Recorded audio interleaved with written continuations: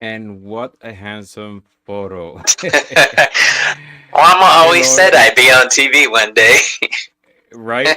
Hello, everybody. Welcome to the Moon Scarab channel. My name is Ramon, and welcome to another episode of In Orbit With, a show in which we have a conversation with members of our spiritual community about life, divination, and more.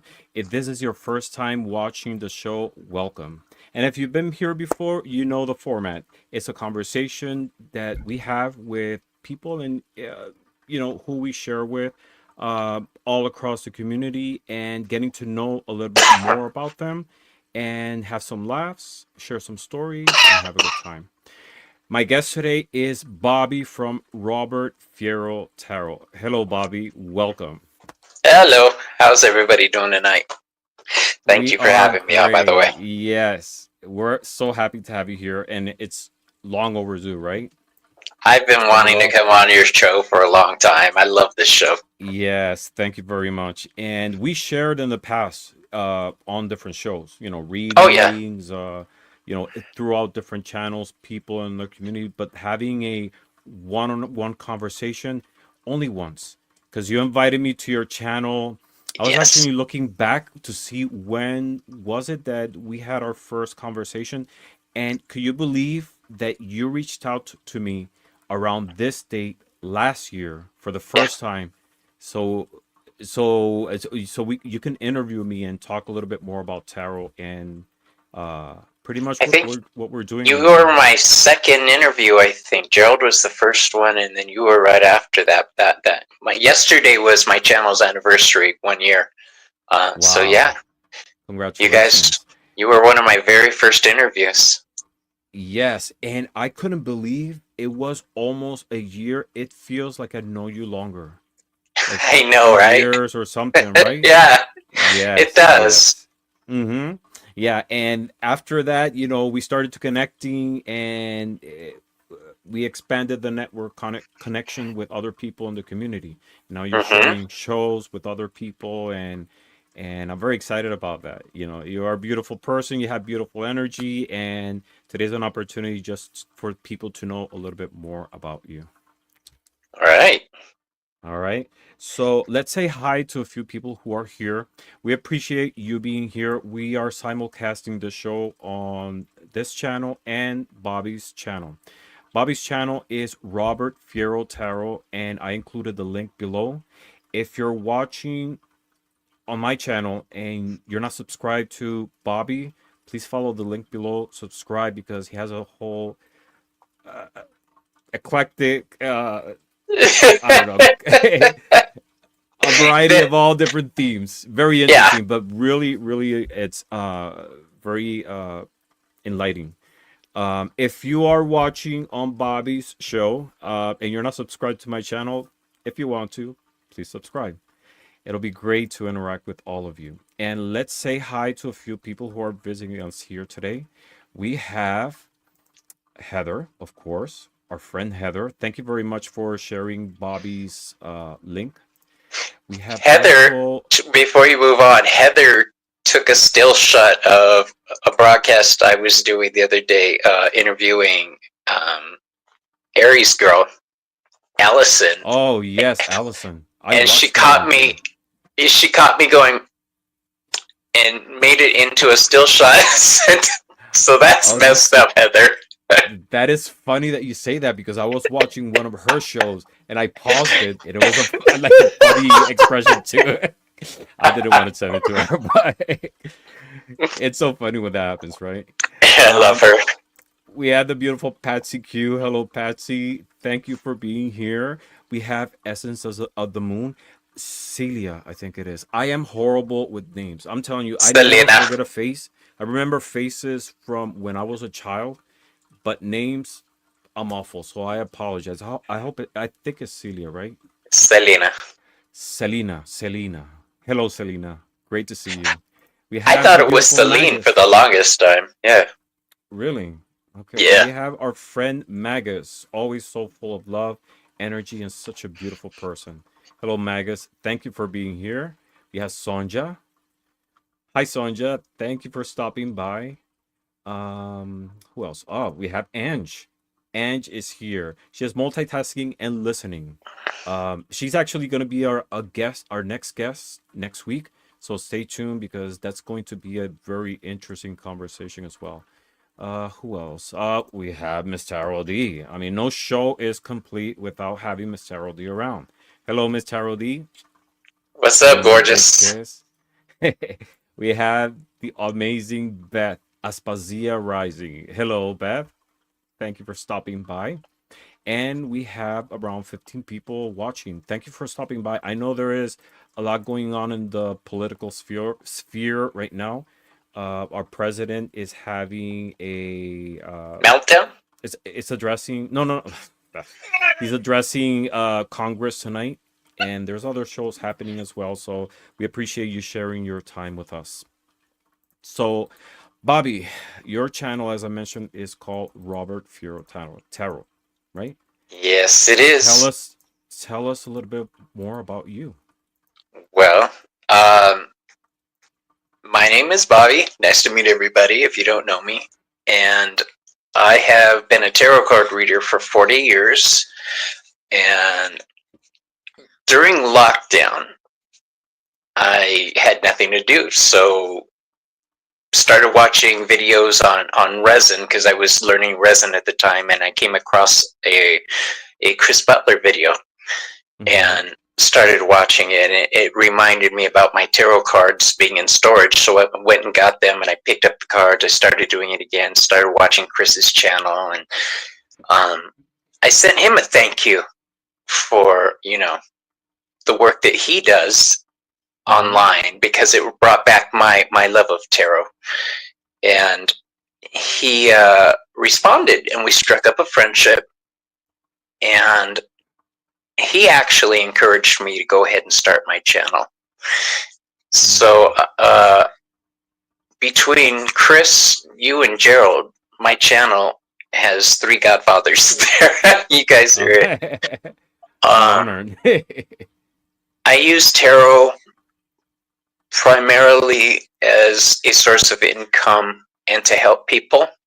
Like I say, I've done it professionally on and off for 20-25 years.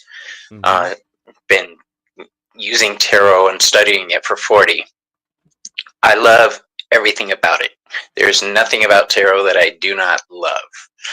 The only Mm-hmm. thing I don't love is the bad reputation it gets.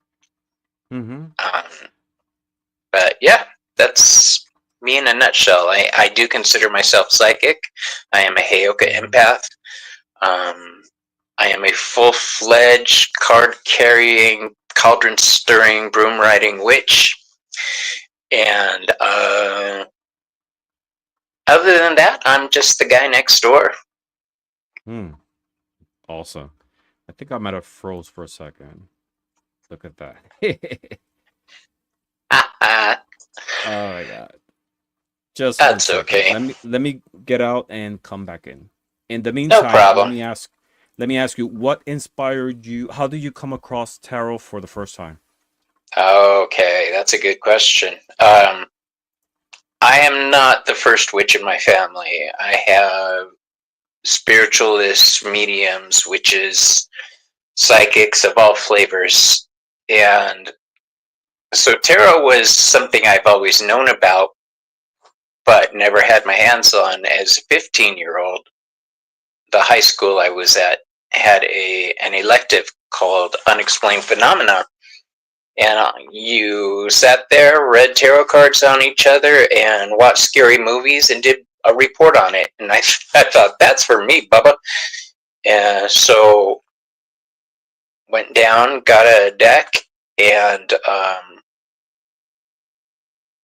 started learning. But at that time, I was young, 15. I was pretty much doing intuitively, like a lot of readers start off just learning about the basic meanings and pictures were what I was going off of.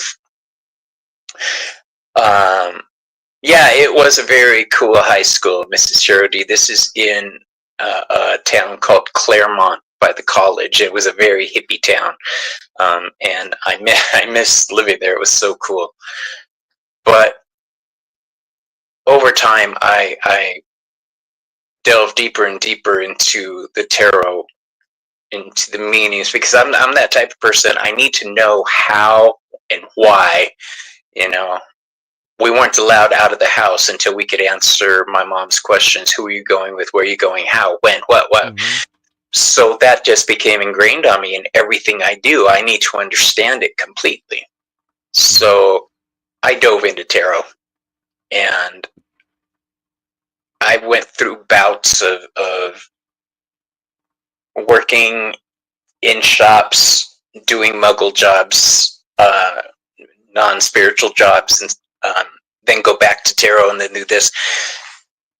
In 2016, I had a brain surgery, and it left me with tremors and weakened muscles. And before that, I was a hairstylist and a nail tech. Unfortunately, nobody wants you going at them with tremors and a pair of scissors like this. Right. I know I tried; they wouldn't let me. But so I was really down, and for 2 years, I was in a deep depression because that was my identity. You know, that was I did it for so long. It was your trade. It's something That that generated money, and then all of a sudden, for something that's out of your control, you find it yourself in this was. situation. I wasn't just Robert. I was Robert the hairstylist. I was Robert the best nail tech in town. I was that dude. It was everything I was, and when I didn't have it anymore, it just devastated me. And then on the Right. heels of that, COVID. Um, so it was a rough period, but the tarot helped bring clarity, and it helped remind me of who I am and what I could be. So since I couldn't really do any other type of work at the time, I dove into it again, and this time I went deep, deep. Deeper. Yeah. So now it was all worth it. Now I have the chance to help people. I've got great clients. I specialize actually in end of life readings. Mm-hmm. I help people transition. I help people's families transition. Um, and I'm proud of the work that I do. So Yes. anybody that has something negative to say about tarot can kiss my booty. I mean, everybody, people see tarot in different. I mean, it's even within our tarot community, people have different approaches towards tarot. Yeah. Um, and I kind of understand it because before before tarot came to my life, I used to have a totally different perception, which is what we see in Hollywood, especially like in my case, if you're grown in a religious household, you see it Mm-hmm. even further removed. Like work of the Right. devil, divination in general. But it seems that in your case, you use tarot as a tool of healing. Was it more as for introspection or spirituality at the same time, or both? Well, when Maybe. I started, it was for the likes. It was to be part of a community, as part of that class, a In your part of that healing group of process, people. going further back, like. Well, when I realized what tarot was, once I stopped using it as a "hey, look at me" tool, then I started using it to understand reality. Tarot is Mm-hmm. a blueprint of reality with the Tree of Life. Um, it gave me rules to live by, it's morals, and honestly, this and the Twilight Zone were what I based my morality off of. Twilight Zone had some great Of course, messages in it. Yeah, it the was show, the TV show. It had some great messages. the black and white or the new version. The old one, the black and white. I I mean, like the black and white too. they had a It was lot of creepy. morality. Yeah, Uh-huh. they had a I lot of love it. morality, and they presented it in a creepy way, and I loved it. But it taught me a Uh-huh. lot. And tarot, when I was younger, I suffered from serious issues with my behavior. I had anger problems. I didn't realize it was a chemical imbalance until I was older. When we were kids, we didn't have chemical imbalance. We didn't know for nothing. Mm-hmm. And I wasn't able to get on medication until I was really late in life. Yeah. But as younger, tarot did help me to understand and organize my thoughts. Mm-hmm. And it taught me how to think about what might happen when I do things. Yeah. What my actions will bring about. Mm-hmm. Yeah, definitely. I think I went to a similar situation in the sense that, when when I started my puberty years, when I turned into a teenager, I started to experience a lot of depression. And I told my parents, but at the time we're talking about the 80s, Yeah. early 90s, early 90s. And back then, my parents, they're great parents, but they took it like, oh no, that's just phase of Especially in being a teen. Hispanic families. Yes, but then looking back, it's I've been using a uh antidepressants for many years, and in my case, what it does is sort of like balances me chemically, you know. It was And Selena. what's that? Selena, she put, not being Mexican, no such thing as a chemical imbalance, only the chancla, which is how we were raised. Yeah, You it know? was a different world. And I think a lot of decisions, I would have made a lot of decisions differently if I was like a little bit more balanced in that sense. But Exactly. it We can't it's blame there. them. They didn't know better. No, no, Our of course not. parents. No, and Yeah. it, like I said, it was a different world too. There was the stigma behind it. Now we can talk about it openly. Yeah. And And support each it's other. yeah, yeah. Sometimes I'm so busy with work, and I miss a dose or two, and I notice it right away. Like my mind is foggy. I'm in like a really dark mood. I don't want to talk to anyone. But it does Yeah. anything other that sort of like clear my mind. That's all. You know. It's true. My husband knows if I've missed a dose or two. He will bring it to Mm-hmm. my attention quickly. Yeah. Yeah. And it's so common nowadays. So Yeah. talking about it actually helps clear that stigma in a way. Yep. So your channel, you have like a whole selection of like different styles, different Yeah. topics. There's Um, something for everybody. there's something for everybody. What's the biggest misconception that people have about your reading style? Well, um, people get a misconception that I'm stoned all the time because I do have a show called 420 Tarot. It's one of my favorite 420. shows to do. I do it every couple of weeks. Yeah. Scandalous. It's scandalous. Yeah. It's scandalous. What I do is I put myself in a liminal frame of mind brought about by Mm-hmm. cannabis use in a protected space. Let me reinforce that, in a protected Mm-hmm. space. Yeah. Um, I've come to love those segments. I really do, because it's just me kicking back and hee-hawing with people on a different level. I do other Mm-hmm. shows like Reading with Bobby, where I'm not using cannabis because not everybody wants to get their fortune or cards read by somebody who's all bleco. So um, I love doing behind the cards because it's the same reason you love doing this, getting to know people, Mm-hmm. understanding where they came from. Everybody Yeah. has a backstory. Yes. Everybody. And Mm-hmm. I want to know their backstory because I like to understand everything. Okay, I don't like to make Yeah. mistakes. So since I like digging into people's business and being a Medici, I figured I might as well turn it into a show and Uh-huh. just come right out and ask people. So, but yeah, I love the variety of shows that I have. There is literally something for everybody. Yes, definitely.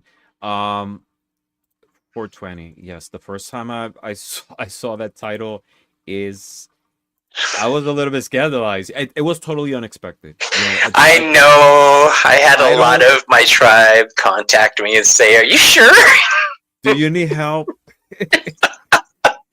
Well, everybody I was like, "Are you do. sure you want to do this show?" But I was like, "Yeah, I'm gonna do it." So Yeah, you it's know, so much fun. I personally don't do any recreational substances, but I don't judge it either. So it's an interesting format. And if you think about it, cultures all around the world in different periods of time, they use substances to be able to connect Exactly. with their higher self. You know, we can Even go in going back to the Aztecs, the Zapotecs, like all cultures. You know, even even if in it Buckland's Big Blue Book, the Big Blue yeah. Book of Magic, Hmm. it's one of the 8 ways of raising magic. Yeah. Yeah, definitely. Um yeah, so it was their way to connecting, you know, and different substances, you know, like fermented drinks or herbs that they will smoke or mushrooms that they will eat. You know, it Yeah, I I think maybe like going back to our previous conversation about um antidepressants and everything, maybe it was a way for them to clear their minds from inhibitions and be able to open a portal to, you know, higher yeah. connections. That liminal space is what I aim for when I'm Mm-hmm. doing 420 tarot. But I would like to clarify to everybody, I'm not just a stoner dude, which is fine if you like to smoke cannabis just for the joy of it. Groovy. I do use it for health reasons. I make no secret about this. I'm not ashamed of it. I am HIV positive, and in order to not be nauseous all the time, and in order to eat, because I can't eat if I'm not high. I'm just Mm-hmm. sick. In order to function, I microdose all day long, and all that means is I smoke just enough to take the edge off, and to where I'm not feeling like I'm gonna throw up. Um, so yes, I do use it for medical reasons, but since I do use it, I do use it in my magical work as well. Mm-hmm. Yeah, and it's a personal choice. So that's one of the channels, but I mean one of the shows, but you have like other shows in your channels, and one of them, the one that we actually connected through is Behind the Cards. Yeah. And do you want to talk? It's totally different. I mean, it's a conversation in the personal sphere, but you use a different format. You go through all the major arcanas as a sort of like to craft your questions and have the conversation. Do you want to elaborate a little bit more about that show? Well, um, tarot is an ongoing study. We all know that. If you're a reader, it never stops. Mm-hmm.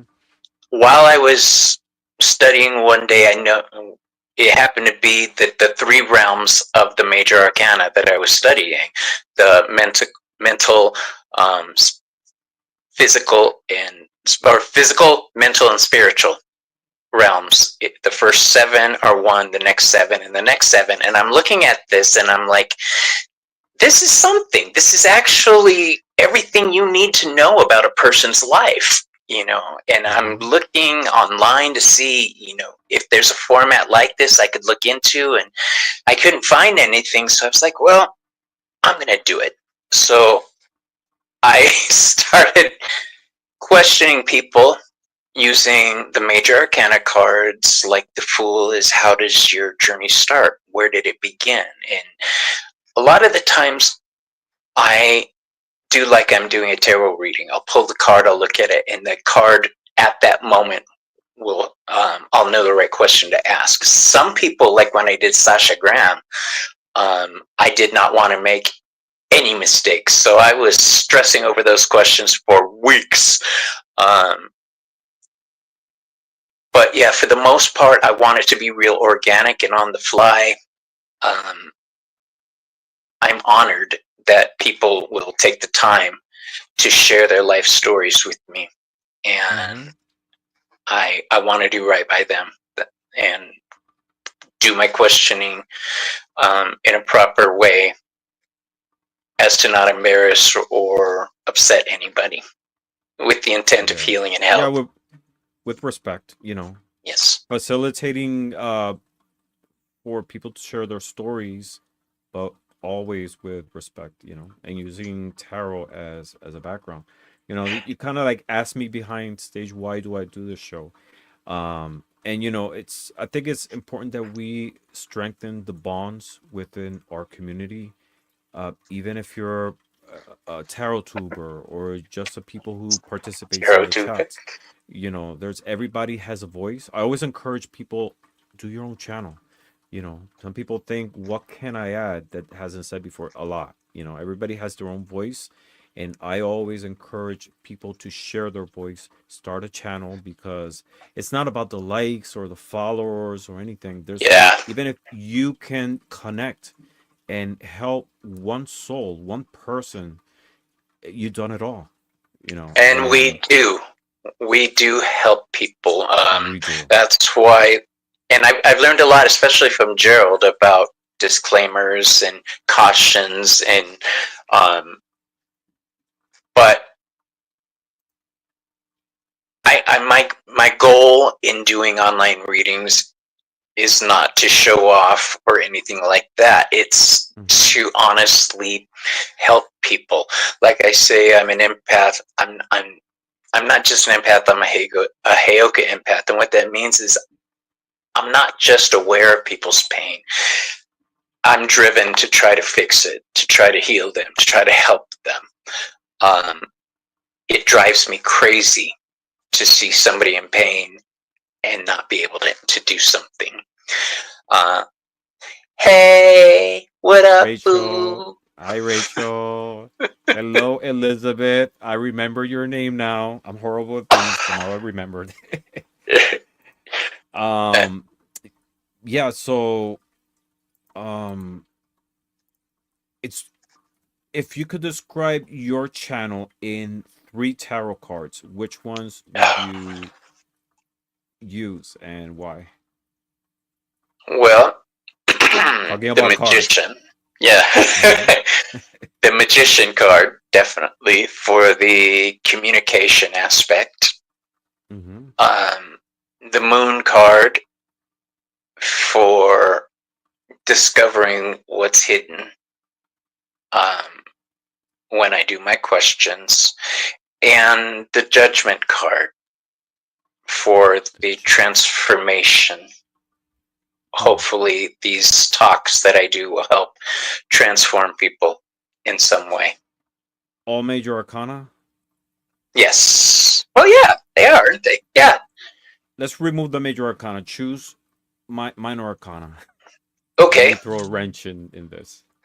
Uh, Gee, that's a little more difficult. Okay. Three of Pentacles. Three of Cooperation. Pentacles. Working together in Mm-hmm. community. Mm-hmm. Um, the Six of Cups. Looking back on people's lives. Looking at the good, the bad. Um, and what's a good one? It would have to be a sword of some kind. Mm-hmm. No, the Eight of Wands. The Eight of Wands Eight of for Wands. communication aspect of it. Mm-hmm. Emotion. Yeah. Yeah. Do you use other divination tools other than tarot? Let's start with cartomancy. Do you use any other format of cartomancy other than tarot? Lenormand. Lenormand. I use my favorite Malefic deck. That's my favorite one to Uh-huh. use. And then I've got my Chris Butler Healing Light Lenormand that I use. Chris Butler always has to come up in our conversations. Dude, he's my favorite artist. And we're not through with him either. He's going to come up again shortly.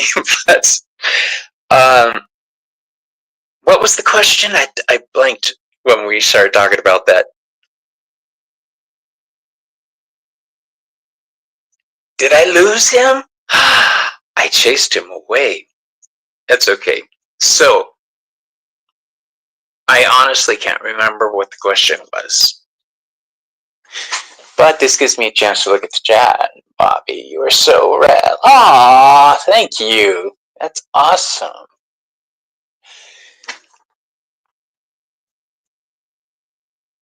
So we were talking about, yeah, anytime Chris Butler's name comes on, my focus shifts. And hey, Joyful, how you doing tonight?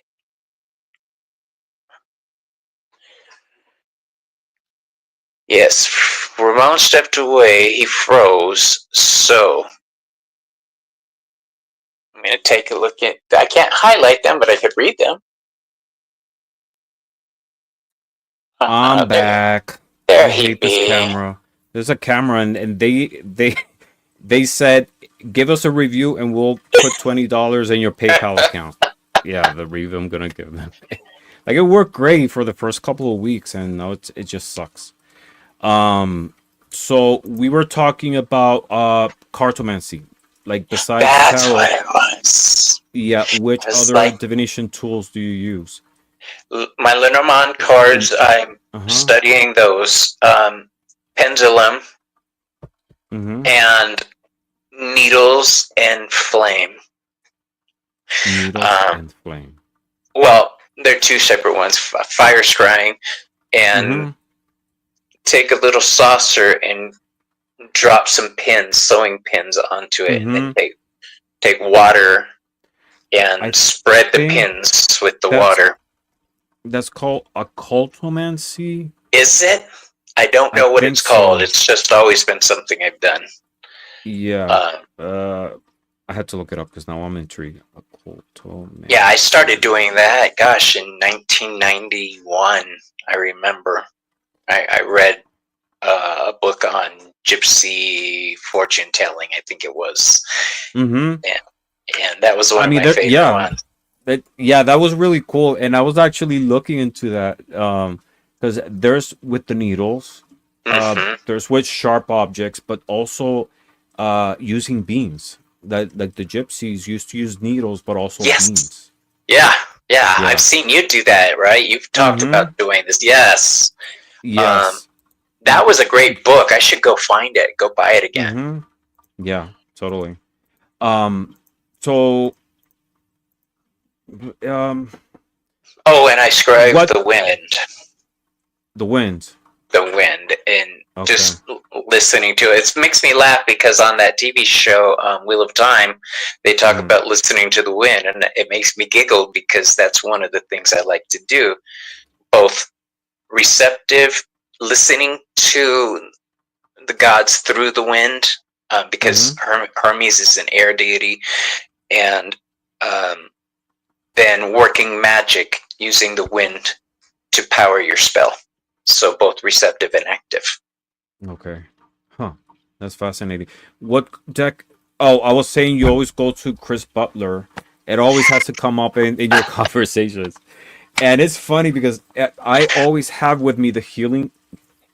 I love it. Yeah, I know he was going to talk about the healing light, and my old healing light tarot is hanging right here, but I did get a new healing light tarot. Okay. I should be good now. I'm using the laptop camera. Okay. Hold on.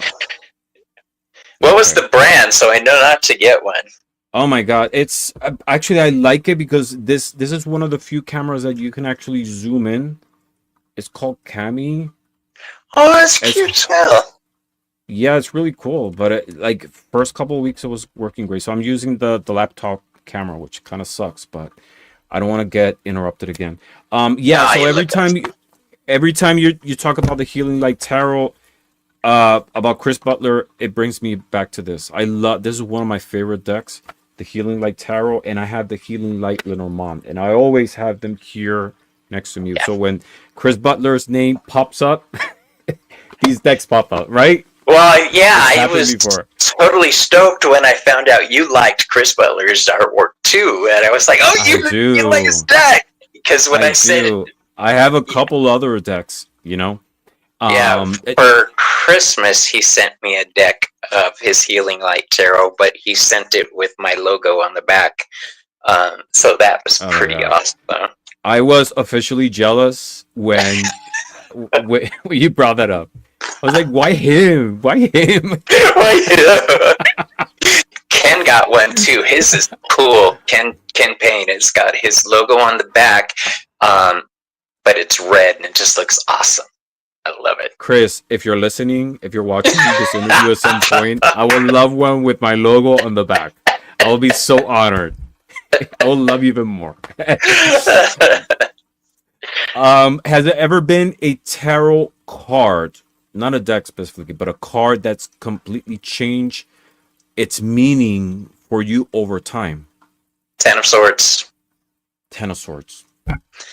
Ten of Swords, because when I was young, I mean, I've told this story on air before, but the first time I ever read death in tarot, and I tried to not think it was death, and the client was like, just spit it out, and I said, okay, fine, this is what I'm seeing. I'm seeing this, and this. But she came back a couple days later and said, you were absolutely right. And told me the person we were reading about was dead. And, well, it scared me and it blew my mind, and I picked up my cards, walked out, and didn't read professionally for several years because I knew I wasn't mature enough. I had the self-awareness to know I was pretty much an idiot at that point. So I just spent time learning to be an adult, and then I went back to tarot to get life experience. But the Ten of Swords changed from being an omen of death and finality to a sign that things are about to get better, that you may be going through a terrible situation now, but that sun on there says everything is about to get better for you. This is the end of a painful cycle. But before, I didn't pay any attention to that sun on there. It was just a brutal end, a painful end. But now the card has evolved into something. Do you see it as a sunrise or a sunset? I see it as a sunrise. I know a lot of people see it as a sunset. But for me, the sun is coming up in that card. And I do change a couple of the cards' meanings. There's several cards I do, like the Seven of Swords is also a card of guilt for me. Not just a card of backstabbing or theft, but a card of maybe that person is feeling guilty for doing what they did. Seven of Swords. It's interesting because I had kind of like the same reaction with the Five of Pentacles.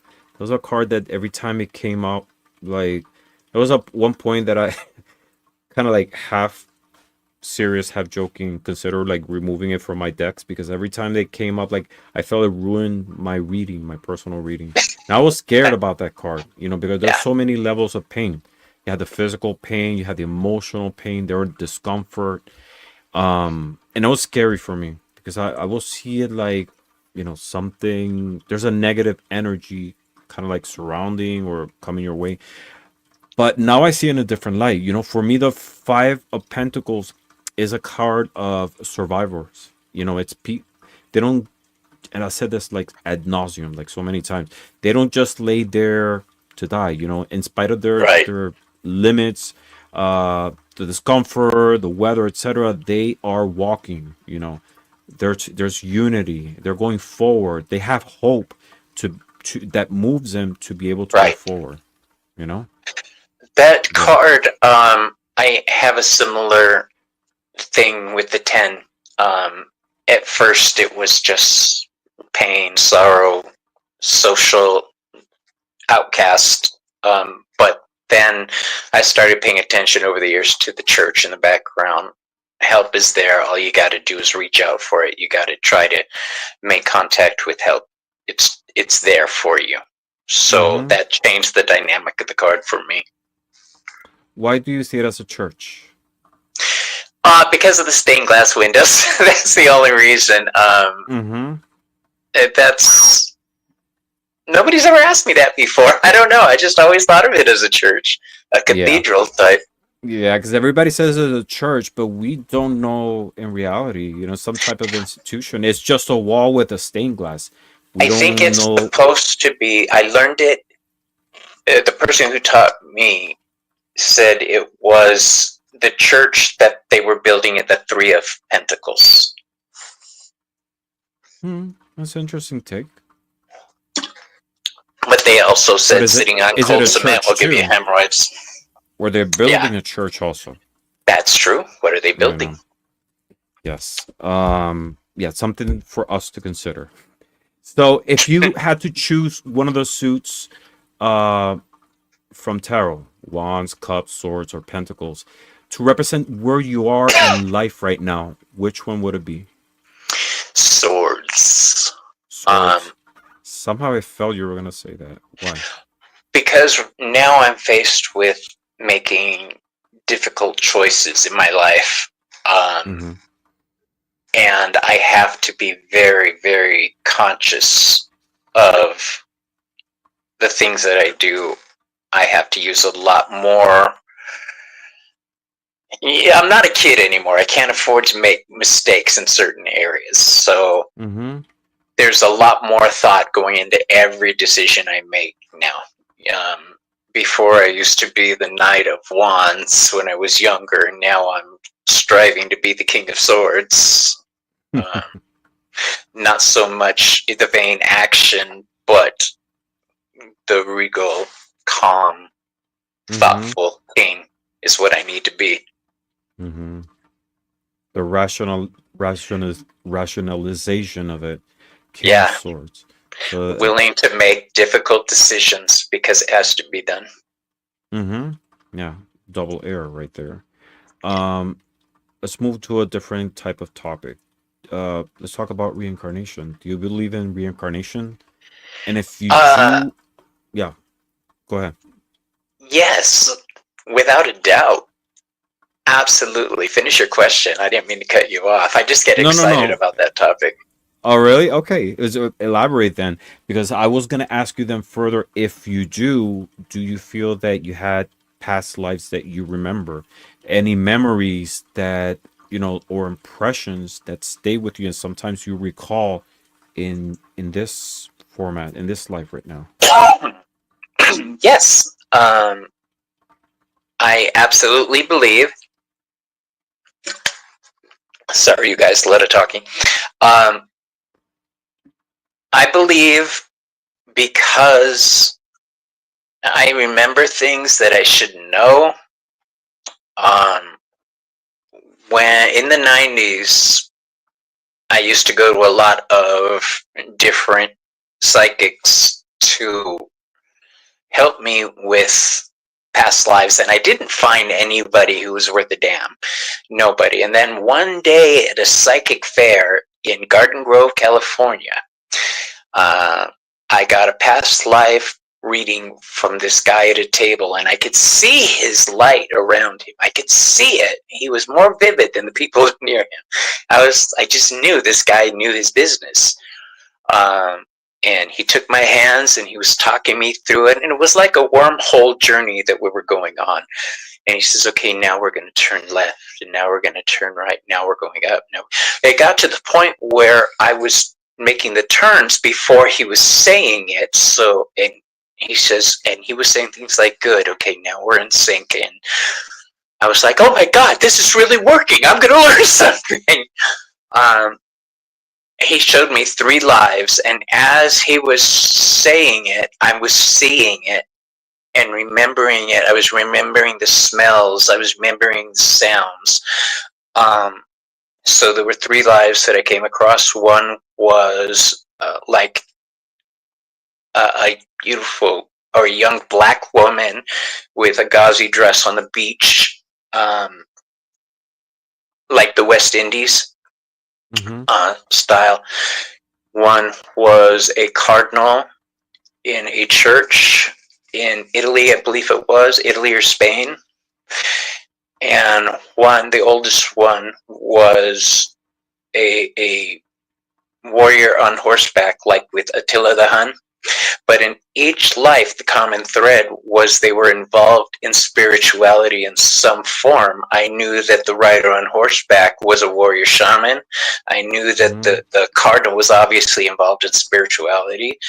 And I knew that that woman on the beach with her hands in the air was saluting the sun. So I knew that spirituality and magic have been part of my life and part of my journey in several lifetimes. Mm-hmm. So, and now here, Bobby, the tarot reader. Yeah, we'll see what in the future. I know I'll be there to help somebody else, or with my memory. I hope. You know. Where would you like to be and doing what? Where would I like to be and doing what? Mm-hmm. Using your imagination. I would like to have a mountain resort and do retreats there for people, healing retreats. That's the dream. That's what I'd like to do. Interesting. You're seeing it in the future? That is what I'd like to do. Yes. Interesting.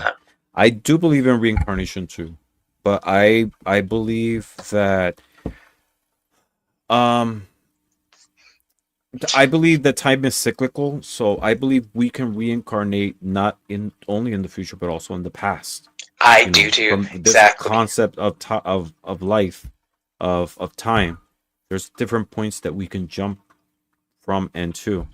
And I also believe like the universe is huge. There's other forms of life that we can reincarnate as well. Other dimensions, other planets, other forms of life. It's some of them we might not be able to remember or recall or understand because we are in a different format. But I believe the soul and life itself, it's so multi-dimensional, it's so big that it doesn't have to be confined coming back to Earth in the future. It goes beyond that. But yeah, it may not be in the mountains. It might be here in the desert. It could be another planet. It might be another planet. I'm talking in this lifetime. In this lifetime, I'd like to have that resort going. So just because as we were talking about it, that feeling of rightness, it just sounded right. So I'm gonna keep that as something to go forward with. Awesome. Let's talk about extraterrestrial life. Ooh. What's your take on extraterrestrial life? Are they watching us? They have visited us? Or they're just That's a complicated one. That's a complicated one. I'm from the Chariots of the Gods generation. Oh my God. You remember that? Well, that's how. Well, I was raised in a Pentecostal household, and my dad, part of his spiritual training, he was going to theology school, like studying the Bible and all that. And there's like a whole collection of books that he had on esoteric topics, and one of them was Chariot of the Gods, and that book is responsible for like waking up my mind and starting questioning my faith. And I was like 8 years old. Yeah. I read that book like so many times, and I actually still have that one copy that used to belong to my dad of Chariots of the God. That book. Did you ever see the documentary? Oh yeah, totally. Yeah. Yeah. The old one, and Ancient Aliens is based on that book as well. It's inspired. They expanded it. There was a pilot that came on Ancient Aliens a couple years ago. It was just like a sort of like a documentary.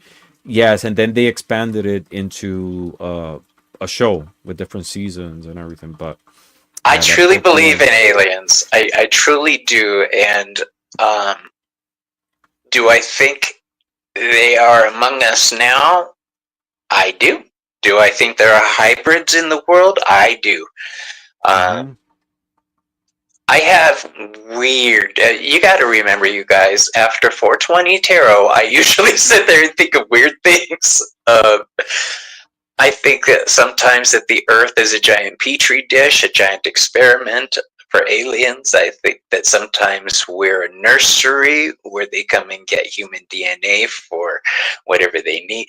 Just Hmm. all kinds of thoughts cross my mind when it comes to aliens. But yes, I truly believe they are here. Um, Yeah. yes, they are real. Yeah. I think too. I think there's like different scales of like universes, sometimes like overlapping our own. So kind of Yeah, like all of a sudden I thought of like was this scene from Men in Black that there was like I think there was like a universe in a little crystal ball that was yeah. At the hanging. end, the very end of the universe. Yeah, it was a marble Yeah, in a kid's game.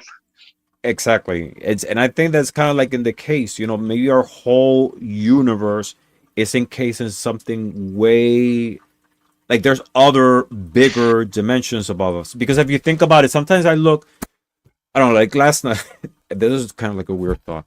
I was going through the kitchen, through the fridge, and I pulled a piece of block of cheese that my partner had on cheddar cheese. And when I took a closer look, I saw like these little fungus that was growing. And then that is a form of life, and you see it from a different point of view, but who knows that there's societies developing in there with like structures and all, so some type of social order, spiritual, who knows, because there's life there, right? And we're looking at it from a different scale and dimension. Maybe this is the case. We are maybe in a petri dish or something, I think part that of something bigger. the tree of life and the study in Kabbalah that I'm working in has changed my views slightly on what the universe is and what it might be. Um, Again, I started that because I need to understand the tarot. I need to understand why that tree of life is on the Ten of Pentacles. Um, so I started studying Thoth tarot Hmm. because I mean, I believe you study Thoth also, don't you? Um, Not as much, not as much. And I want you to talk a little bit more about it because that's an area that a lot of people really, don't discuss because it's really complex, but you are much more versed in the tree of life and taught. So, what do you want to share with us in a nutshell, for what well, it the is? tree of life is the blueprint of everything. It is Mm-hmm. the formation of matter.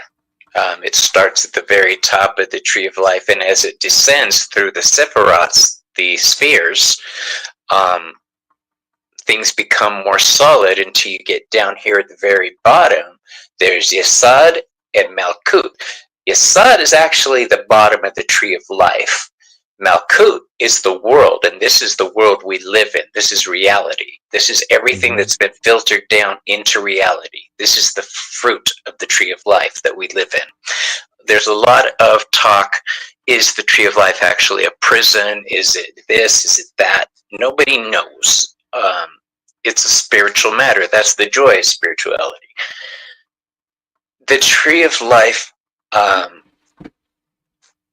that's a really complex topic to even start. There's the four worlds of creation. Some of you guys have seen tarot decks where the the kings are represented by fire instead of air. Mm-hmm. That's a Kabbalah thing. That's because the worlds of creation, the four worlds, starts off with the fires of creation, and then it filters down through the four worlds to the earthly realm. Um, I love it because it teaches you astrology, which is your day to day and long haul, and it teaches the Hebrew alphabet and its associations. Like Aleph is breaking ground. It means ox plow. But it's also breath, the breath of God that starts all creation. So Mm-hmm. the whole alphabet is different forms of creation until you get to the end where it starts all over again and sends you back to the beginning. At the end, um, it, you know, yeah, it's complex. I'm trying to figure out the easiest way to say this without going into a long speech. There is no easy way to say this. It's basically the building blocks of reality. And it makes you look at life differently. It makes you look at reality differently. There are some good associations and some bad associations. Kabbalah deals with the angelic and the demonic also. That's why a lot of people don't like Thoth. Aleister Crowley, the beast, the most wickedest man in the world, is the one who created it. And those associations right there also drive a lot of people away from it. But as a tool, fantastic. As a learning experience, chef's kiss. But you have to get past a lot of BS in order to get into it.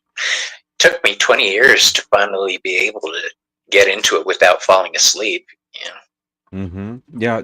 So what's the application of the Tree of Life if you practice tarot? Like, does it enhance your the Tree of Life experience? The Tree of Life is representative of the minor arcana. There's 10 spheres on the Tree of Life. The first sphere is the aces. The next sphere is all the twos, threes, fours, fives. I'll give you, for instance, Keter is the beginning. This is untapped potential. That's the aces. Okay, and then you go all the way down, let's say 5. 5 is called Gebura, and okay, so the 5s is ruled by Gebura. It's the planet Mars. It shakes things up. That's why in tarot, all the 5s take the suit to its most difficult aspect. It's designed that way. It's designed to shake things up. Then you have to get to the 6s, which are all about harmony. It's the very center of the Tree of Life. It's imbalance. So each one of these spheres will tell you exactly, it relates to a number on the minor arcana, all the way from 1 to 10. And understanding the Tree of Life will definitely enhance your view of tarot and what it is. And there's only 10 spheres, So I would advise people check it out. So there's numerology involved. You were talking about 5, and 5 is a number of instability. Depending on the context that you're using it, right? Because it can change, and change is necessary in life. But it's a moment of stability that a crisis. Crisis. Some type of crisis is a symptom that something needs to change. And that is part of the evolution of life. I like the visualization with 5s as 4s are stability. A table, right? Now I want you to take a pole or a 5th leg that's 2 inches longer than all the other ones and put it right in the middle underneath. Now it's uneven and unstable. That's 5s. You're no longer stable. The idea is to get to the 6s where everything's balanced again. So yeah, understand that Tree of Life, peeps. Interesting. So we shared shows in the past with other YouTubers, and one of the topics that we share has been with paranormal. Do you, in the personal level, have had any paranormal experiences that you want to share with us? Ghosts, voices, or? Well, I did a show with Ginger Faye one night where I talked about the haunted house I grew up in.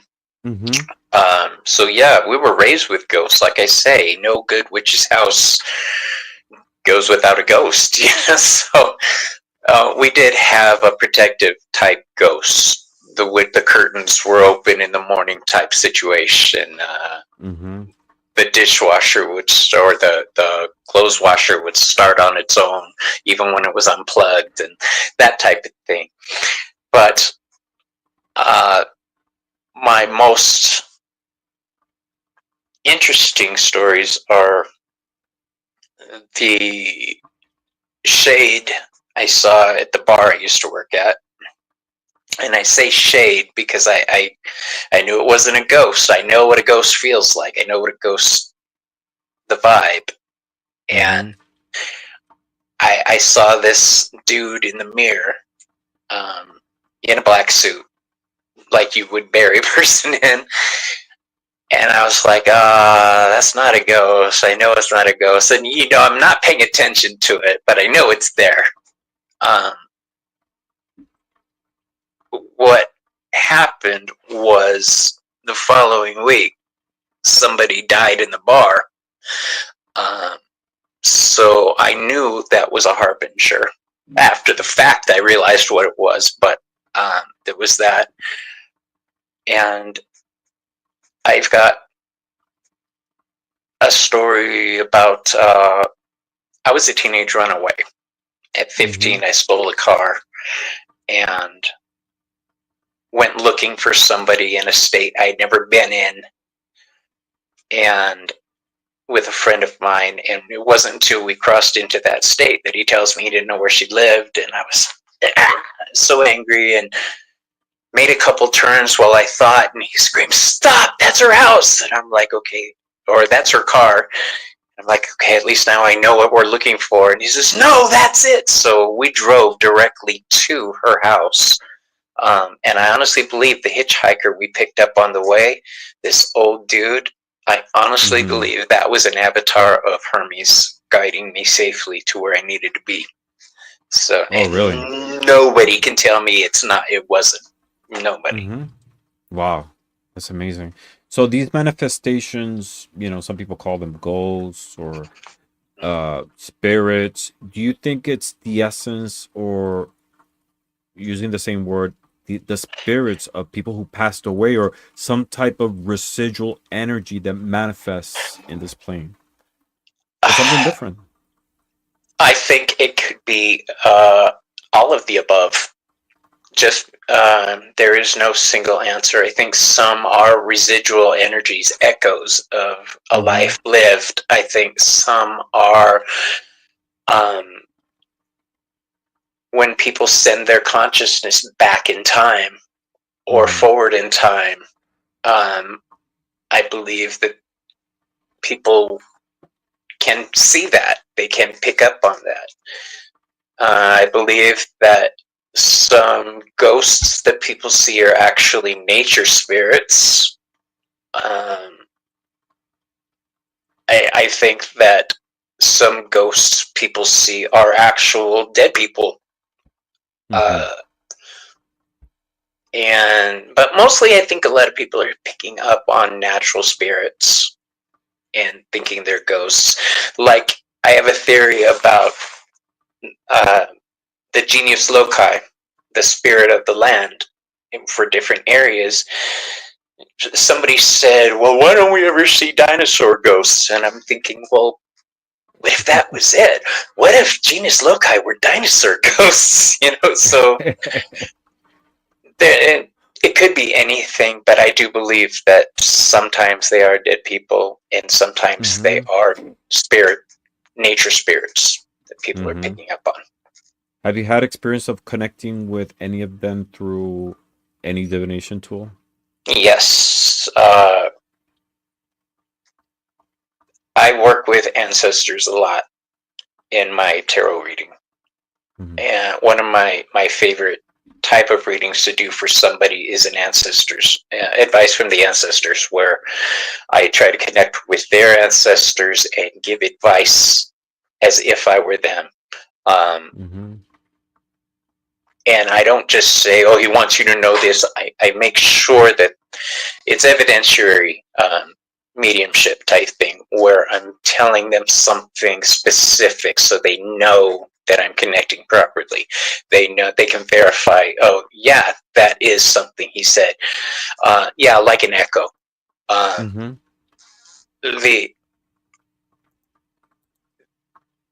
Yeah, that is my favorite thing to do. And there are some decks that I use that help me connect better than other decks. There are some decks that I use for that type of work. For that type of work.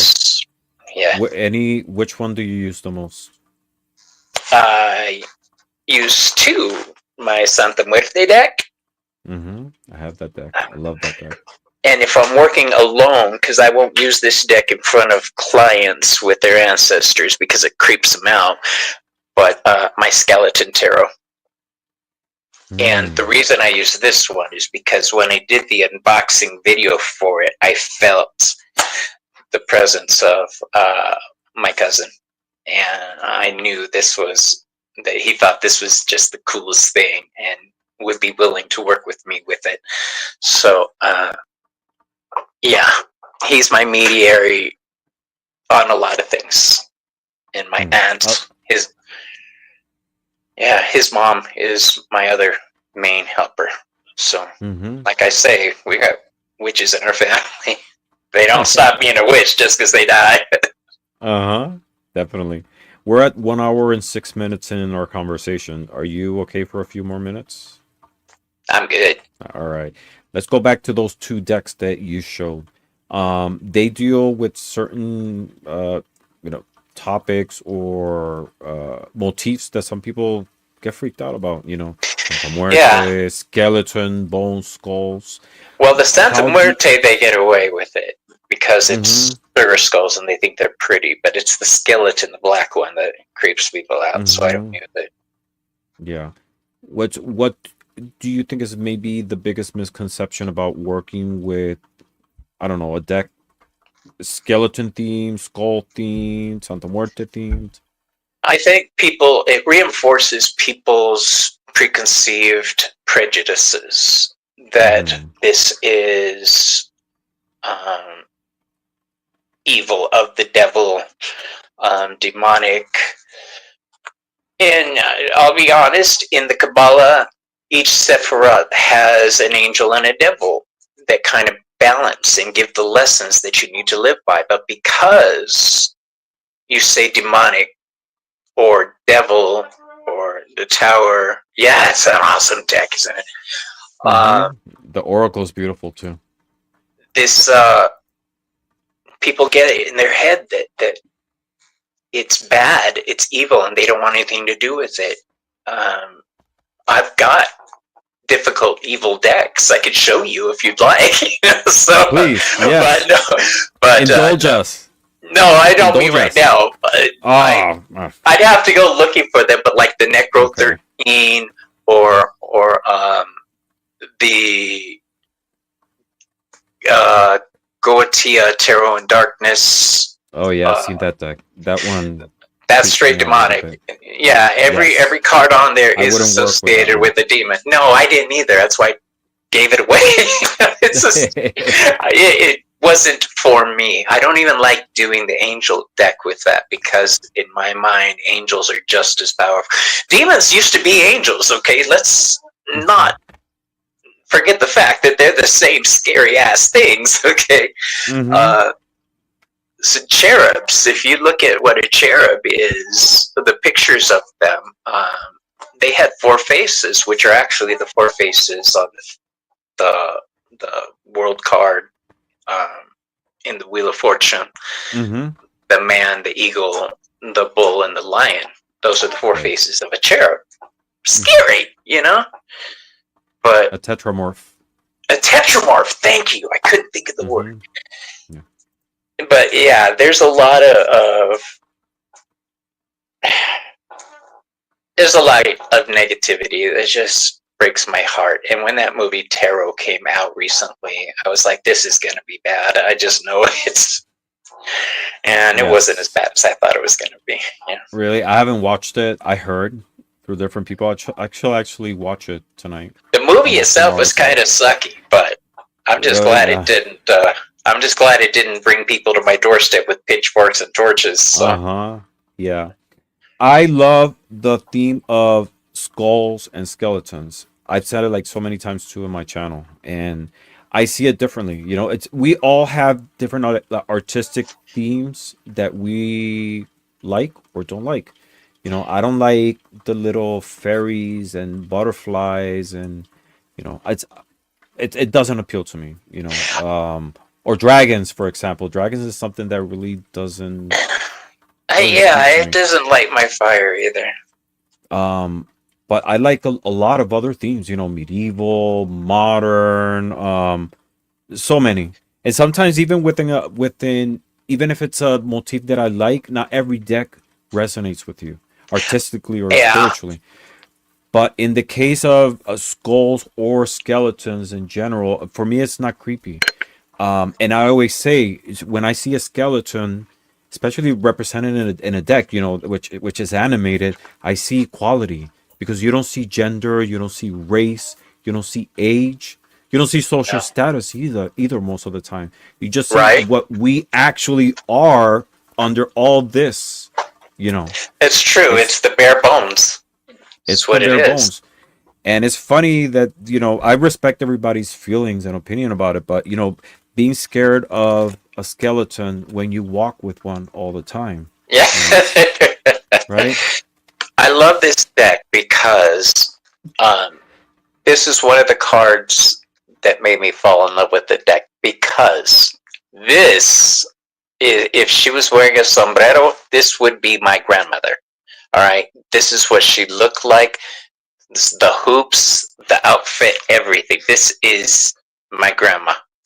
Even the way she's got her hand up like that. Um, Uh-huh. Your I abuelita.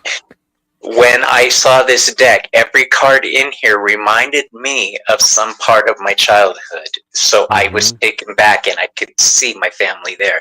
So this is my ancestor deck because it Yeah, just, I connect with it in a certain way. it's a beautiful deck. I have it. I have that deck and I have the Oracle. But to me, it's more like kind of like Day of the Dead theme more than Santa Muerte.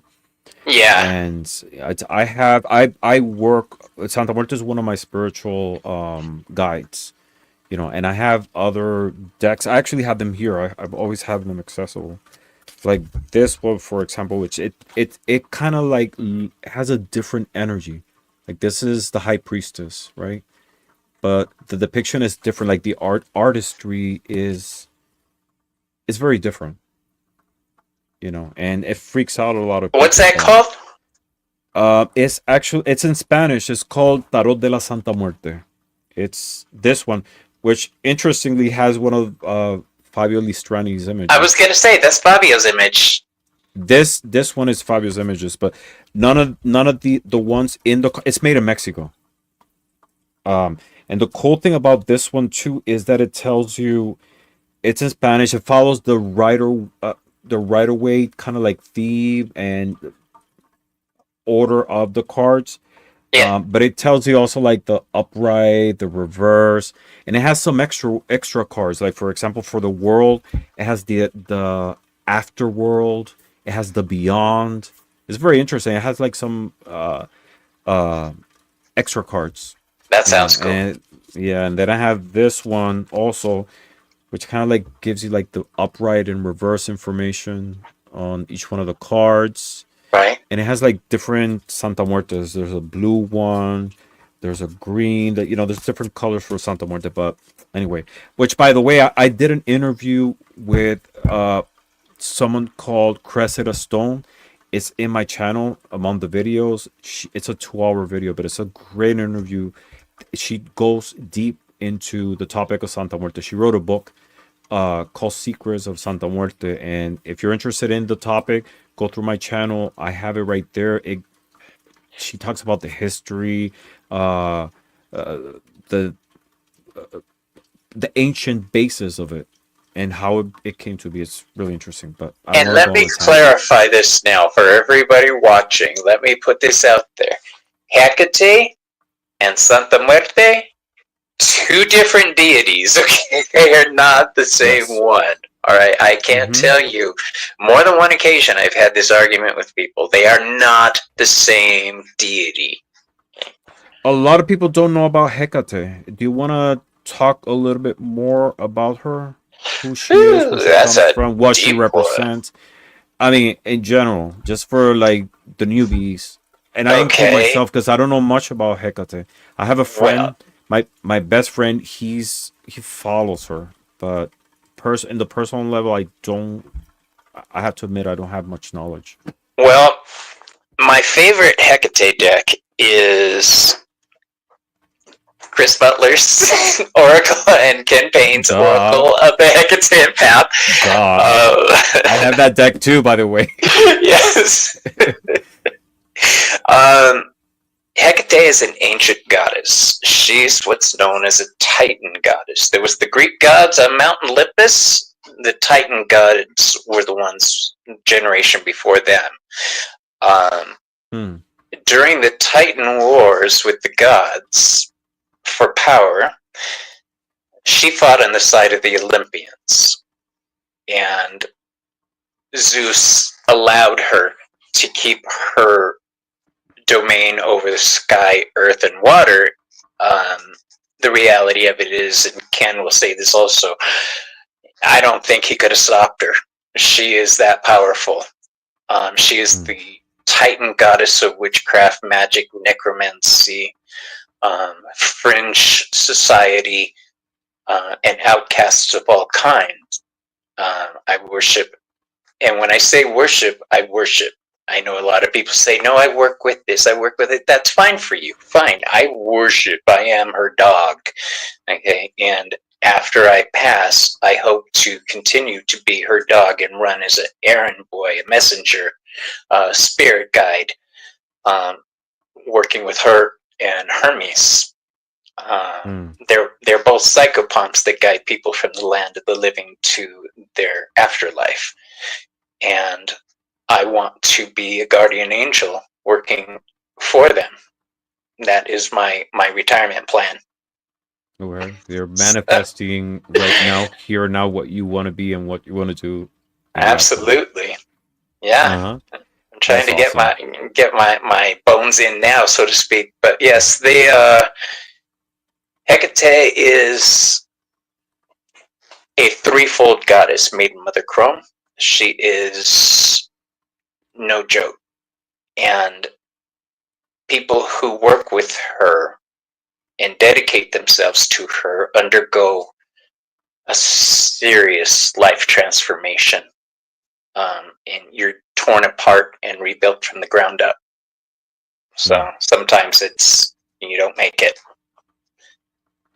but that's that. What's particular about her devotion? Like, how is it different from maybe other deities? Besides, it's a different energy, of course, but there's different epithets that she has, different names. Sotera, the world's soul. Enodia, at the gates, the guardian at the gates. Just calling on different aspects of her for different things. My aspect that I work with is Sotera, the world's soul, she who heals, the fire of the world. And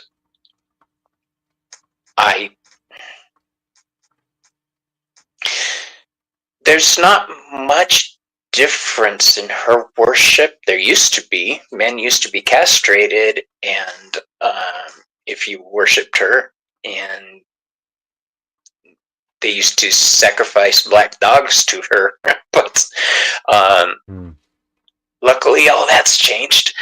So, but there's times when I feel her with me at all times, and there's times when I go months without feeling her presence, and then all of a sudden there she is. And anybody who works with Hecate will tell you it's kind of similar. Definitely. What is it like working with Santa Muerte? It's a very different energy. There's a lot of misunderstanding with her because first of all, because of her aspect, and it's going back again, it's the representation of a spiritual figure, which you don't see skin color. It's just like the basic foundation of who we are. She's actually a much older energy, because Santa Muerte, the concept of Santa Muerte as an image comes from the fusion of Aztec beliefs of a death goddess called Mictecacihuatl and the Grim Reaper, which the Spanish brought in. And then the Spanish, when they were trying to convert the natives, the Aztecs, they will talk to them and trying to explain the best way to repent, about the afterlife, and they will talk about that you should have a Santa Muerte, a holy death. You had to confess, be good to be able to go to heaven, according to the Spanish. But and this is something that Cressida talks in the interview. And when you're talking about religion or knowledge that you're sharing, it's not like a program that you download and it's exactly how people who are talking about it see it. They already had death deities, and for them it was, they took it as something different. It wasn't a misunderstanding.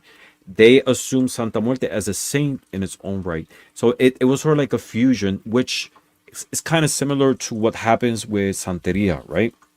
In Santeria, African slaves, they had to hide the orishas that they served and they believed in when they lived in Africa. Coming over, they couldn't worship those anymore. So they would mask them under Catholic saints. Like, for example, Chango is one of the orishas. And they will mask it under Santa Barbara. So when they were praying to Santa Barbara, they were really praying to Shango. And in the case of Santa Muerte, it was a transformation from an older deity, and it fused into something new. But she is not a deity of death, even though she looks that way. She is life and death, which is I was what going to we are, say, is since she transformation. potential, I view her as potential, new life waiting Mm, to happen. I view her as yes. Hmm. potential, Yeah. new life, because I always see her as pregnant. Hmm. In some depictions, yeah, but yeah, she is life and death. And when I connect with her, in my personal prayers, she's done, like, I mean, like, so much in my life. I really believe in her, and it's a force. She is just like the shape of a higher force. Which is what all these depictions of different deities are. How could you encase something so big in a form? But it's just a symbolic representation, right? Right. But she's done a lot for me. And when I connect with her, I ask her to bring life into things that are positive, things that I need to happen, and death to things that I need to get, that no longer serve me. you know and that is my connection with her. And it's just a force which is part of nature.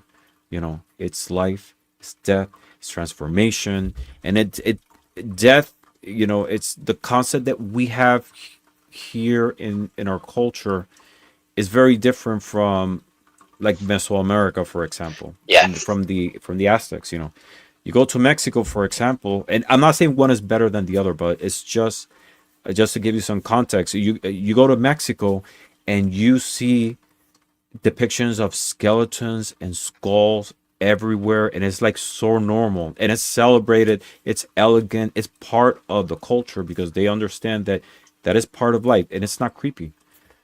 But for us, because we have that Christian background, Yeah. our concept of death is something different. Death is something that is opposite to, it was like the enemy of Christ, right?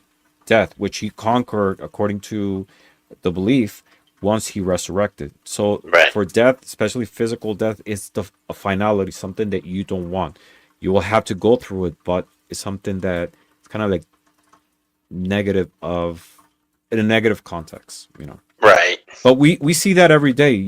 There is death and rebirth on things in our life, and it doesn't necessarily have to be the physical, the loss of someone. Our ideas go through a transformation, right? We have birth Right. of ideas, they transform, and then they no longer serve us, right? They die, and we shed them off. And just like everything, it's a cycle of the world. some things have to go to be able to make space for others and grow. Yeah. So I think I went too far on No, I answering the question, loved but hearing about that, and it just I love seeing people bond with their patron deities. It just, hmm and you could tell when a true believer is talking because you could feel the joy and the love in their voice when they talk about their deity. And yeah, definitely. Especially so, when you what's next? had no, especially when you had personal experiences, and you seeing these forces which you believe in act in your life, you Yeah, know. there's been And times we when Hecate and Hermes have both stepped in and sent avatars to get me where I need to be. I'm hmm convinced of that, and nobody can ever tell me that it wasn't them or their avatar. Yeah. yeah, yeah, definitely. And it doesn't have to be it's a physical representation like a figure. There's the abstract energies that are part of our lives. We see it represented in the cards. There's Yeah. people who use tarot for spiritual connection with other higher forces. Other people use it for introspection, emotional healing, etc. And you mentioned for you it's both, correct? Yeah. Yeah, it is. hmm It's both. Going back to Um, tarot and a lighter question. No, go ahead. I was just going to say, and I'm excited because Ken's releasing, or they're working on the Hecatean Tarot to go with the Oh, Hecatean Oracle. Yeah. I'm like, oh my yeah. God. So I just wanted to throw that out there. Can it get any better? I guess down the road, maybe a Lenormand, right? A Hecate Lenormand, Hecate Lenormand. Oh, what a right? good idea. Right. Okay. Yeah. Do you do reversals? Yes, I Going do back to a lighter reverse. question, what? How do you feel about reversals in your I practice? I think if you're not reading reversals personally, this is a personal thing. I think if you're not reading reversals, you're only reading half the book. And you're limiting what could be. If you choose hmm to only read them right side up, that's fine. You don't have to read reversals. But like I say, I like to understand in depth. And when you do read reversals, it does give you the chance to look deeper into the meaning of your spread. Hmm. Interesting. Um, I read reversals, and it's funny because there's some decks that I use reversals with, and others that I don't. You know, and I think a lot of people are scared. Well, I think first of all they find complicated it, when you try to memorize keywords upright, Yeah, and then you add it, and I think that kills it. It's I have a video on my channel that talks about keywords and numerology and everything, but it's sort of like a kind of like a guide. At the yeah, end is what the card means to you, what it represents, how you feel, the different levels that you can use it for readings, right?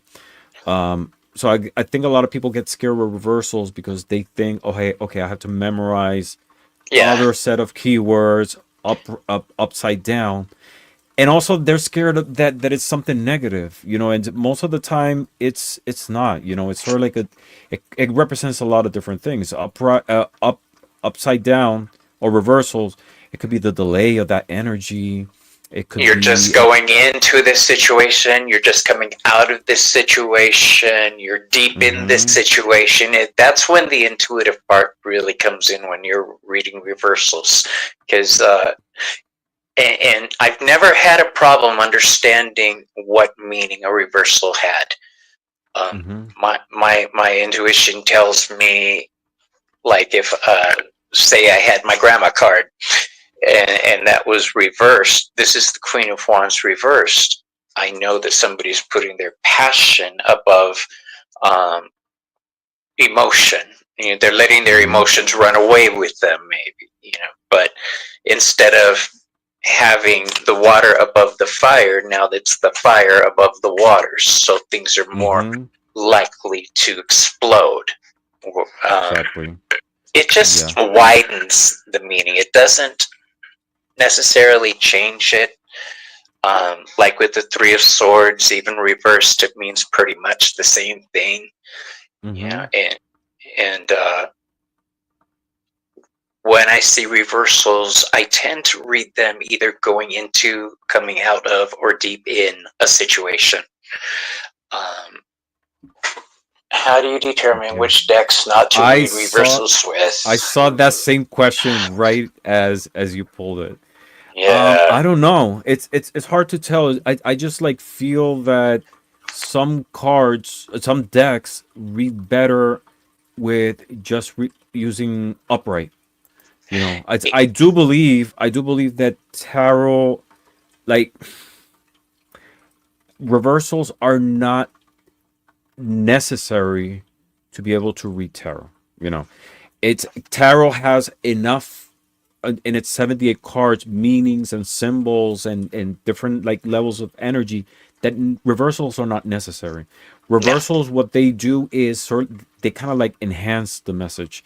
And for some decks, you know, I especially like on ones that are like deeply personal ones, I use reversals a lot. You know, like my Santa Muerte decks or the Healing Light, for example, ones that I use all the time. I do I do have reversals just when I want to dig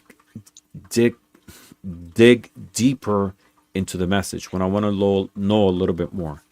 right. And you know, there's really no like one.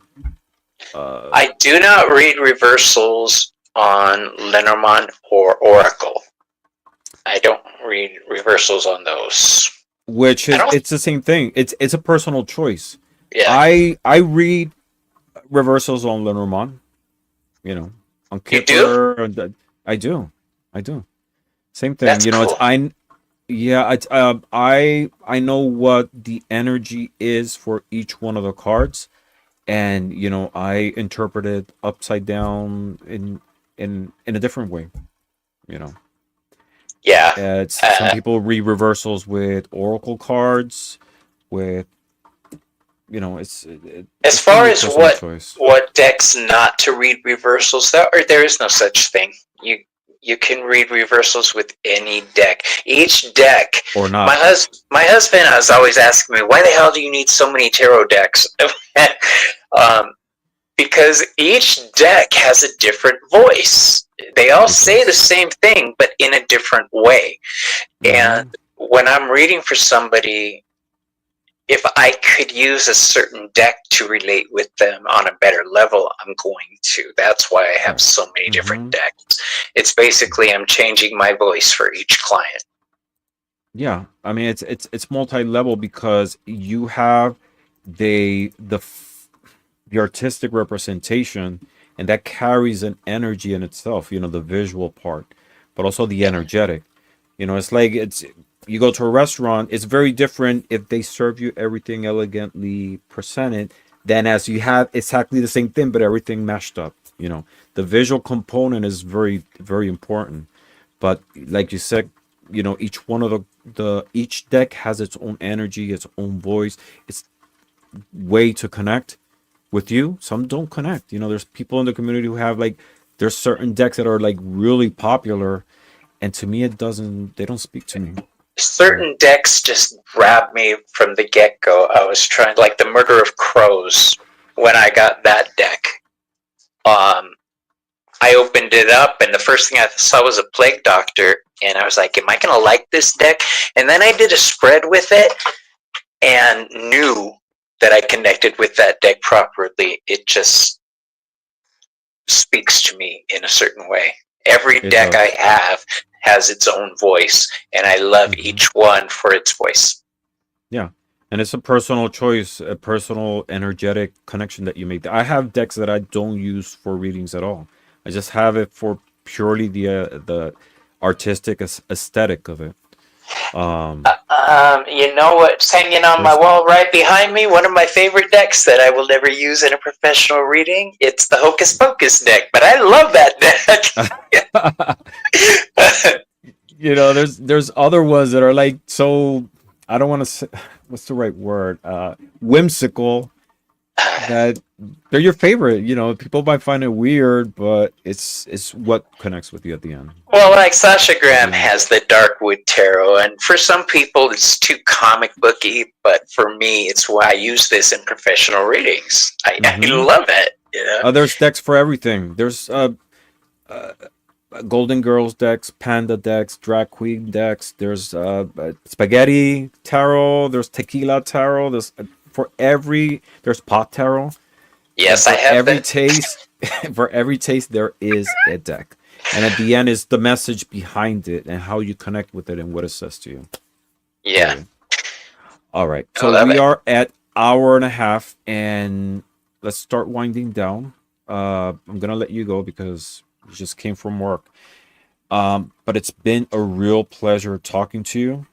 You're one of my best friends here in the community, and I love interacting with you. And this was a great opportunity to chat with you a little bit further. If you can leave us with one thought, a message, or even a card pull, what would it be? Well, let me pull a card for you guys. Recently, I did a show with Jonathan Daly the other day, and the way we had the format was he was giving messages for what to take into spring with you, and I was giving the warning on what to take into spring with you. And I really liked that, so I'm going to give everybody a warning card. Be on the lookout for. Okay. Bring it up. Oh, okay. And the card I drew is Justice. Okay. When I see this card, if we're doing a reading for everybody, please go into this year with a cool, calm head. Balance everything. Balance your options. Balance your home life with your work life. Balance is the key word going into this year for everybody.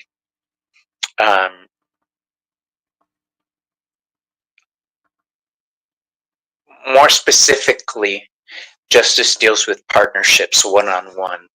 So focus on your business partnerships and your home partnerships. And that's the warning that I have for everybody. Yes. Beautifully said. Yeah, and justice, most of the time we see it represented with a scale, and it's all also about balance. You know, we you have to have a balance between giving to others and keeping for yourself at the same time. You have to love Exactly. yourself too. You know, it's good always to work with light, share with people, give positivity, but at the same time, if you give too much from yourself, you feel drained. You know, Yeah. you want to keep that healthy balance between loving others but also loving yourself. See, people find out that I'm a spiritual person. They find out that I'm a witch, and they say, "Oh, balance, and you're not going to hurt anybody because of your spirit." No, I'm not that kind of witch. No, okay. I will. I will put your ass. I will put your ass in a jar. Okay, I will do it. Uh-huh.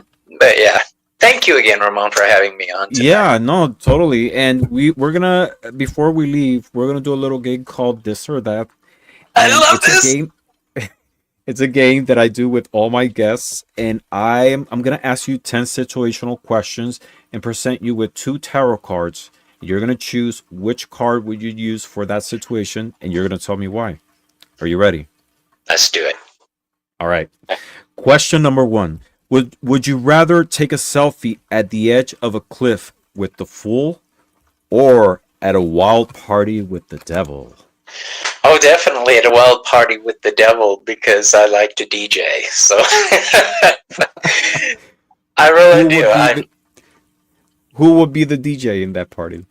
I would be the DJ. I would be You would be DJ. the DJ. Hell yeah! I pump up the Hell yeah, no jam. pun intended. What kind of Right? music would you play?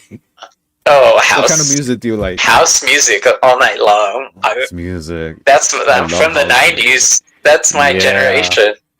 That's Mm-hmm. when I was at my peak. Yeah. Uh-huh. Why not the fool? Because I'm scared of heights. Are you? Yeah. Hmm. The thought of dancing on a cliff's edge when I don't have to I doesn't know. appeal to me.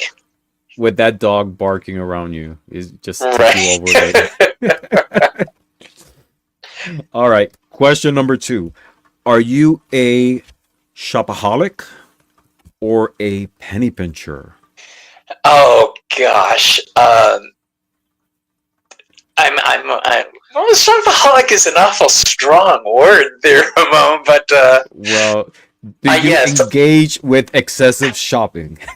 As I sit in between my 30 decks of tarot cards, I have to say yes, I do tend to go overboard when purchasing tarot above all else. But yeah, I like to shop. Is that the thing that mainly you consider you buy a little bit too much of? Yes, that is Hmm. the thing I consider I buy too much of. I don't purchase a lot of clothes. I don't purchase a lot of gadgets for the house or anything. I'm not going out all the time. So, but I spend my money on tarot cards. Yeah. That's something you enjoy. So it's Yeah. not.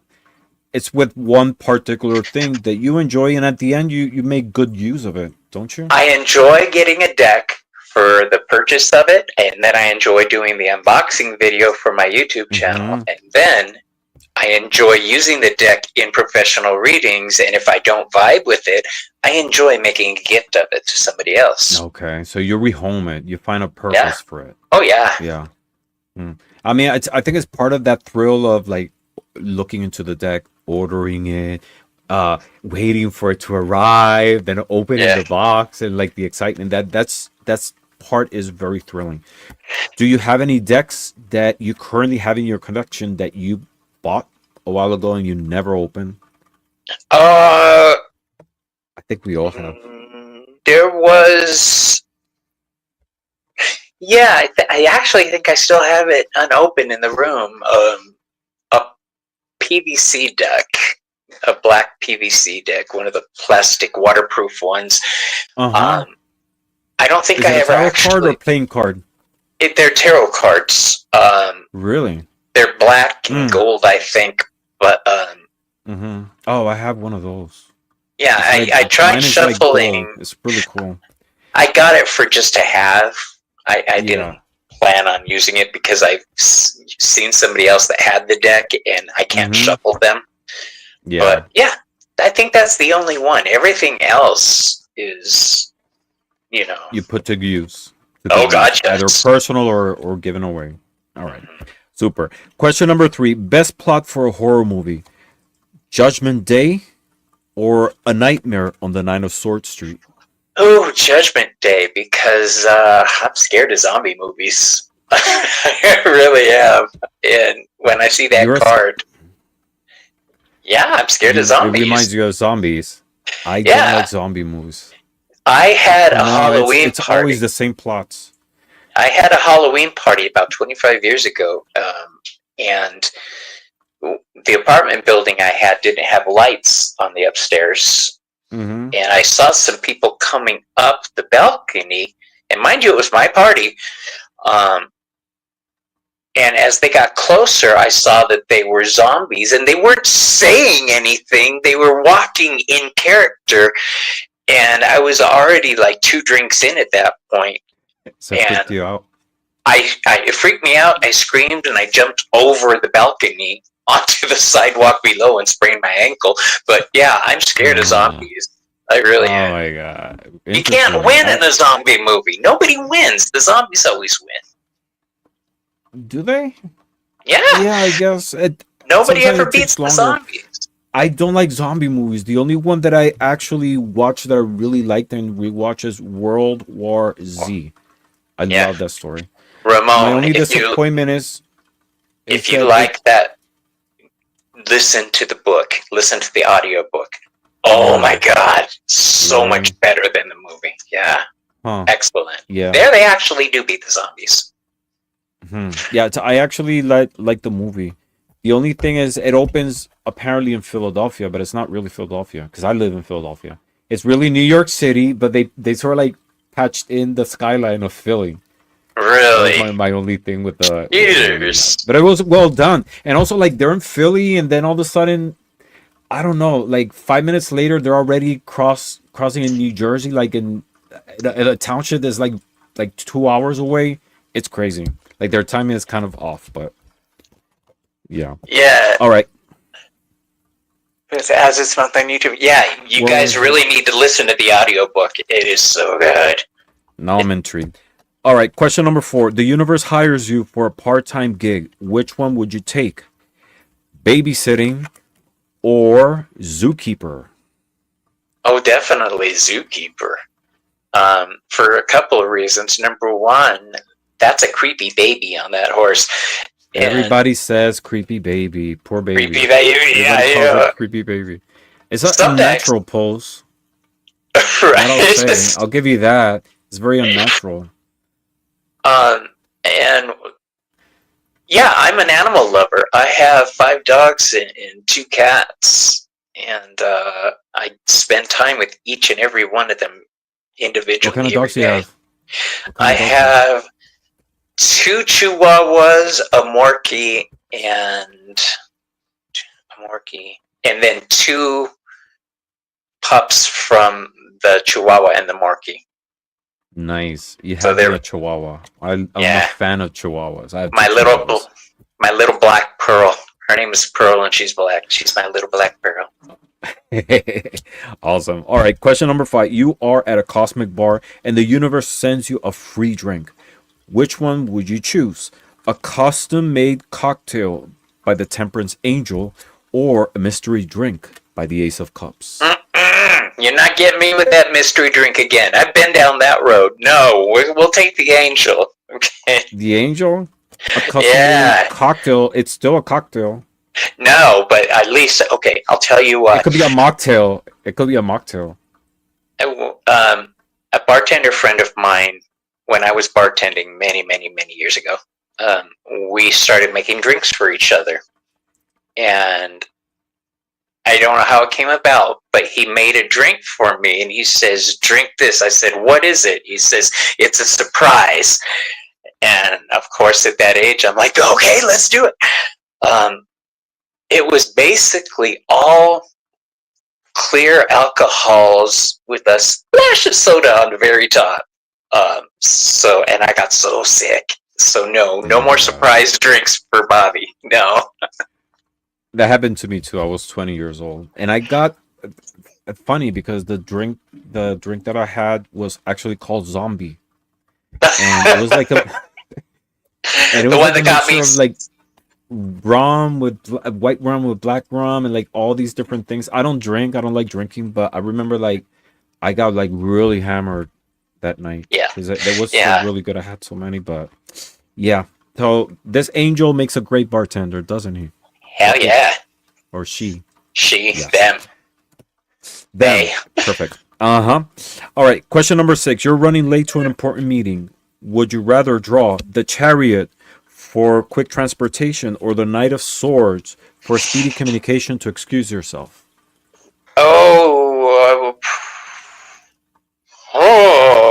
Well, the first thing I think of is if I went with the knight, I could just hold on to him and ride there. Ah, And if I was in the chariot, I could probably kick back and have a beer. So I'll probably take the chariot. the Chariot for quick Yeah. transportation to the meeting? Okay. Yeah. So you rather just show up and not... Yeah. Yeah. I'm the Yeah, same way. I don't like running late to places, but... Yeah, I don't. If people have made plans and if I cancel at the last minute, then I'm disrespecting their plans and their time. If they want to Yes. cancel, that's fine. But Mm-hmm. Yeah. Perfect. Perfectly said. You're hosting... question number 7. You're hosting a party and the snacks run out. Would you rather draw the Empress for endless abundance or the Magician to conjure more snacks? oh hell yeah, the magician! I could just see him going, and abracadabra, a foot long. Uh-huh. Yeah, I So- think I'd have more fun with the magician.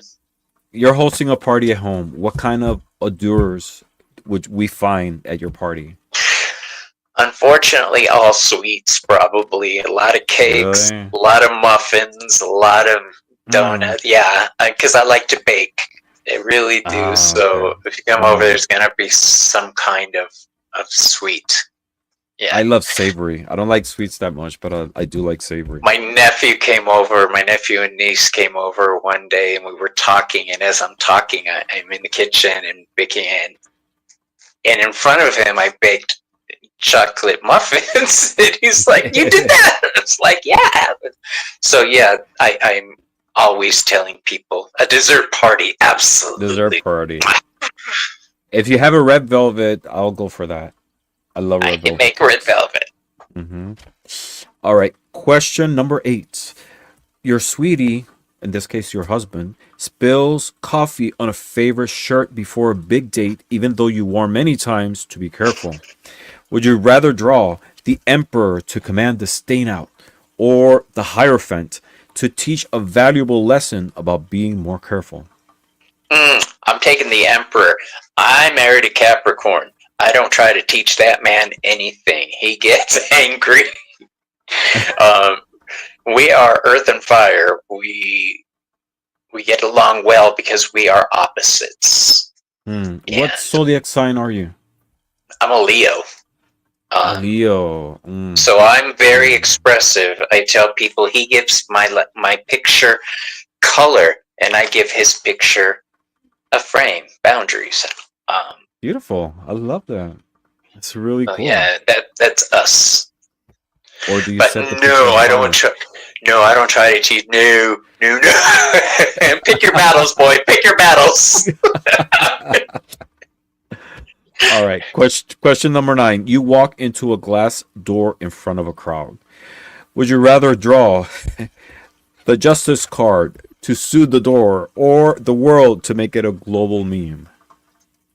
I will probably make it a meme. I laugh at myself probably more than anybody else does. You know, if you can't laugh at yourself, how the hell are you gonna laugh at other people? Can I get an amen up in here? Can I get an amen? I know where that comes from. I Yeah. know where that comes from. um, yeah, you have to laugh at yourself. I handle everything with humor, from my readings to my relationship. Mm-hmm. You have You to have laugh. to, because that's a sign of appreciation towards it. Adding bitterness or sadness or anything doesn't do anything. But when you Exactly. add humor to it, positivity, you elevate it into something meaningful. All right, question number 10. Who really missed the mark? Fashion advice from the lovers, or survival skills from the Ten of Swords? Oh, probably the Ten of Swords. You should have seen that coming. All right. I mean, the entire suit was a difficult suit. You had to know that something was a brewing, and you still turned your back on the situation. Right? And to get stabbed 10 times? That's a Come on. big miss. Once was One, enough. I understand, but 10. Oh, That yeah, seems kind yeah. of personal to me. It But is. yeah. All right. Bobby, it was amazing chatting with you tonight. It's almost 2 hours, and we're still talking here. I know. I had Whoa. such a great time getting to know a little bit more about you, your journey, your channel, your thoughts on life, divination. It was fantastic. So thank you for the opportunity to learn a little bit more about you, what you do, what you love, and your view on life and spirituality. Thank you for having me. It was a complete joy talking to you. I had a wonderful time. Yes, me too. And for whoever wants to follow Bobby and look into his content, his the link to his channel is below. Robert Fiero Tarot. Please take a look. It's fantastic. Please follow him. Um, get the bell notification, because he's always posting a lot of very interesting content. My friend, have a good night. It was awesome chatting with you. And everybody, thank you very much for sticking by, chatting with us, for your energy and interaction. It was amazing. You make this show possible, and your energy, it's not the same without your energy. So thank you very much. Please keep tuned. Next week I'm gonna have Ange from Roots and Waves Woohoo! in orbit with, just chatting about life and divination. Until then, everybody have a good night, and as always, blessings to all.